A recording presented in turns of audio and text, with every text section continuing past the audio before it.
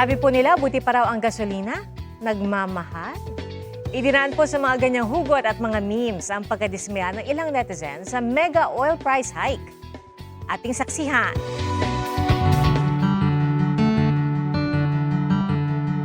Tara! Gala! But wait, kaya pa ba?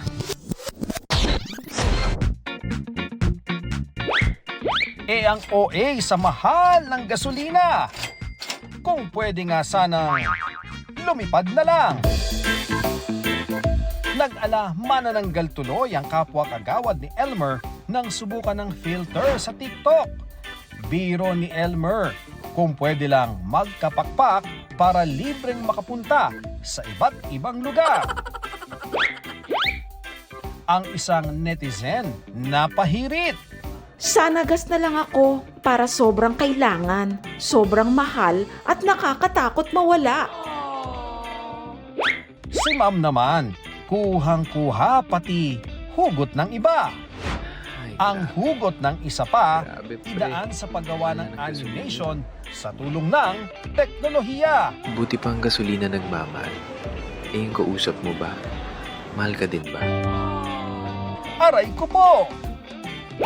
O heto, POV. Dinala ka ng jowa mo sa mamahaling lugar sa gasolinahan? Abay, naglatag pa, mala fine dining. Si Kuyang Musikero, papunta na sa gig. Sa halip na mag-drive, nag-horseback riding na lang. Ang tataba ng mga utak sa sari-saring edit, pero no filter at no edit ang bigat na dala ng mahal na langis. Kaya ang ilan, sa ganyan na lang idinaraan ng frustration. Malabak to traditional way naman ang estudyanteng si John Jeric in his cowboy era.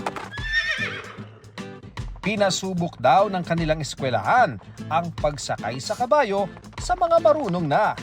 Natuwa tuloy ang mga nakasabay sa kalsada ni John Jeric at kabayong si Arthur. Magpanawagan. Back to the traditional ta. Huwag na iway nga makasulod ka eskwelahan, pwede na ka mo magkabayo. Maingat naman daw si John Jeric ng mga bayo mula sa kanilang campus papunta sa kabilang barangay. Katunga dagat, hindi na ilang jud siya kay isa po na kay ginampingan po na ang tiil nila kay siyempre sa simento, magasgas yun na eh. Kumukulbaan mo siya, ipatagilid na ako siya. May lang ganin isunod siya. Para sa GMA Integrated News, ako si Ian Cruz, ang inyong saksi. Mga kapuso, maging una sa saksi. Mag-subscribe sa GMA Integrated News sa YouTube para sa iba't ibang balita.